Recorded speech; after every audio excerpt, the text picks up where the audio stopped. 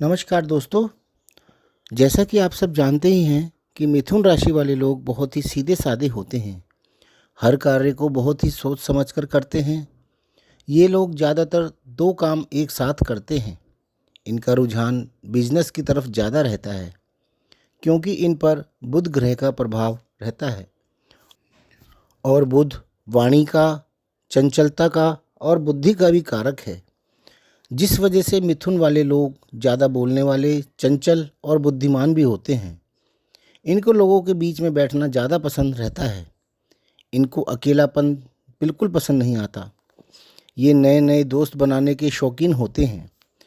मिथुन राशि वालों ने कोरोना के आसपास का समय बहुत कष्ट में काटा है।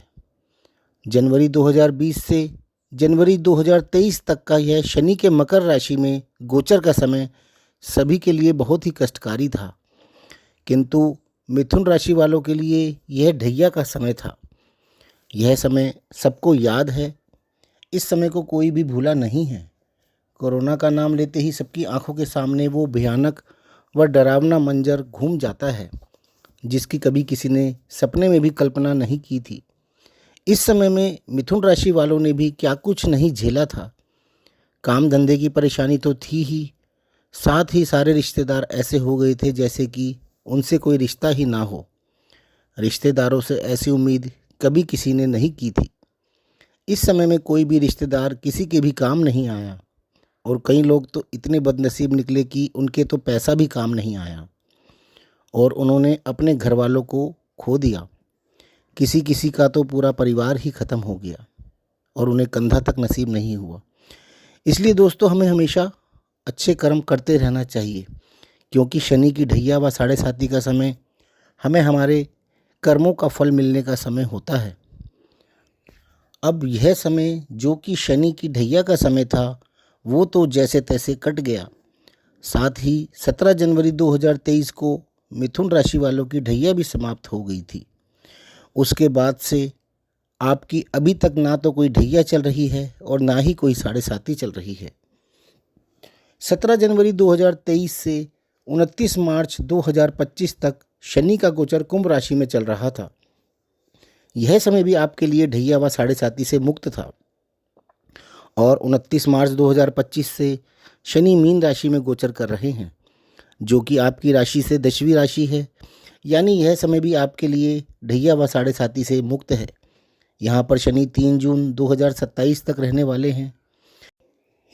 मिथुन राशि को यदि हम लग्न बना लें या मिथुन लग्न वालों की बात करें तो शनि आपके दशम भाव में गोचर कर रहे हैं। यानी कि मिथुन राशि से 10वीं राशि में गोचर कर रहे हैं। काल पुरुष की कुंडली में दशम व एकादश भाव के स्वामी स्वयं शनि हैं। यानी शनि अपने भाव में गोचर कर रहे हैं। दशम भाव सरकार व सरकारी कार्यों का है और शनि स्वयं सरकार के कारक हैं। दशम भाव आपके मान सम्मान, पुरुषार्थ व मेहनत का भी है, पद प्राप्ति का है, आपके कर्मों का भाव है। शनि स्वयं इस भाव को कंट्रोल कर रहे हैं तो सरकारी कार्य होने के चांसेस तो आपके बहुत ज़्यादा रहेंगे। पद प्राप्ति होने के और मान सम्मान बढ़ने के भी योग बनेंगे। प्रमोशन होने के भी बहुत अधिक चांसेस रहेंगे। शनि यहाँ से 3 भावों को भी दृष्ट करेंगे जिनका फल भी शनि इस समय में आपको अवश्य प्रदान करेंगे। एक तो द्वादश भाव, दूसरा चतुर्थ भाव और तीसरा सप्तम भाव। यानी इस समय में आपके विदेश यात्रा के योग बनेंगे। मकान, वाहन व अन्य प्रॉपर्टी खरीदने के भी आपके योग बनेंगे। अपने सुख साधनों पर भी आप खर्चा करेंगे। विवाह के तथा पद प्राप्ति के भी योग बनेंगे। 3 जून 2027 को शनि आपके दशम भाव से एकादश भाव में गोचर कर जाएंगे। इसका स्वामित्व भी काल पुरुष की कुंडली में शनि के पास ही है। यहाँ पर मेष राशि है। यानी शनि मिथुन राशि से 11वीं राशि में गोचर करेंगे और यहाँ पर शनि 9 अगस्त 2029 तक रहने वाले हैं और यह समय भी आपका ढैया व साढ़े साती से मुक्त है। यानी आपका यह समय भी बहुत ही अच्छा व्यतीत होने वाला है। किंतु 9 अगस्त 2029 को शनि वृष राशि में प्रवेश करेंगे जो कि आपकी राशि से 12वीं राशि है। यानी ये समय आपकी साढ़े साती शुरू होने का समय है। इस समय से करीब 7.5 साल तक यानी शनि के 3 गोचर वृष, मिथुन व कर्क आपकी साढ़े साती का समय रहेगा। 9 अगस्त 2029 से 31 मई 2032 तक शनि वृष राशि में आपकी राशि से 12वें भाव में रहेंगे। इसे साढ़े साती का प्रथम चरण कहते हैं।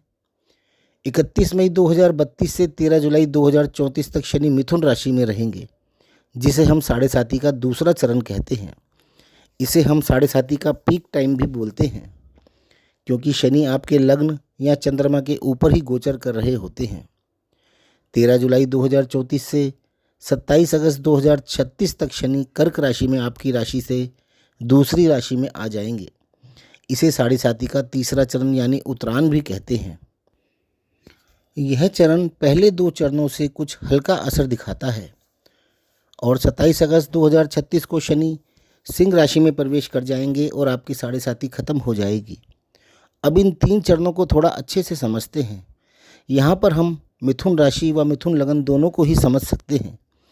राशि से या लगन से 12वां भाव यानी खर्चा या विदेश का है, अकेलेपन का है, अर्थात आपको काम के सिलसिले में घर से कहीं दूर जाना पड़ सकता है।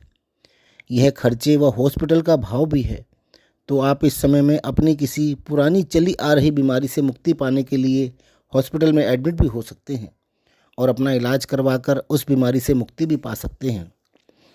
अब आप इसे दुख समझेंगे या सुख समझेंगे, यह आप पर निर्भर करता है। इस भाव को हम एकांत का भाव भी बोलते हैं। तो इस समय में आपको नौकरी के लिए कहीं परिवार से दूर जाकर अकेले भी रहना पड़ सकता है। हो सकता है कि आपकी जॉब विदेश में कहीं लग जाए, तो एकदम से परिवार के साथ जाकर रहना संभव नहीं हो पाता। कुछ समय तो व्यक्ति को अकेले रहकर ही कार्य करना पड़ता है। दूसरा चरण यानी आपकी चंद्र राशि पर या आपके लगन में शनि का होना है। लगन यानी आपका शरीर। शनि आपसे मेहनत ज़्यादा करवाएंगे। शारीरिक मेहनत, भाग दौड़ ज़्यादा रहेगी। आप अपने कार्य क्षेत्र में ज़्यादा मेहनत करेंगे, ज़्यादा काम करेंगे, ज़्यादा पुरुषार्थ करेंगे। इस समय में यदि आप सोचेंगे कि बिना मेहनत किए कुछ मिल जाए, तो यह संभव नहीं है। चंद्र राशि मिथुन पर शनि का गोचर यानी आपके मन पर शनि का प्रभाव ज़्यादा रहेगा। शनि यानी विच्छेद, अकेलापन रहता है। आपका इस समय में किसी बहुत ही खास व्यक्ति से मनमुटाव भी हो सकता है, जिस कारण से आपका मन परेशान रह सकता है, या कुछ और रीज़न हो सकता है जिस वजह से आपका मन बहुत बेचैन भी रह सकता है। या फिर आप अपने कार्य में इतना व्यस्त रह सकते हैं कि आप अपने खास लोगों को या चाहने वालों को या जो आपको बहुत ज़्यादा चाहते हैं, उसमें परिवार का या अन्य कोई भी सदस्य हो सकता है, उसको ज़्यादा वक्त नहीं दे पाएंगे, जिसका कारण बहुत दूर होना भी हो सकता है, जिस वजह से आपको अपने मन पर बोझ या अकेलापन महसूस हो सकता है। इस समय में आपके मन व शरीर दोनों शनि के प्रभाव में रह सकते हैं। तीसरा चरण चंद्र राशि या लगन से दूसरे भाव में शनि का होना होता है। इस समय में शनि का प्रभाव कम होने लगता है। इसे साढ़े साती की ढलान भी बोलते हैं। यह गोचर आपके द्वितीय भाव में होगा, जिसे हम धन, परिवार व वाणी का भाव बोलते हैं।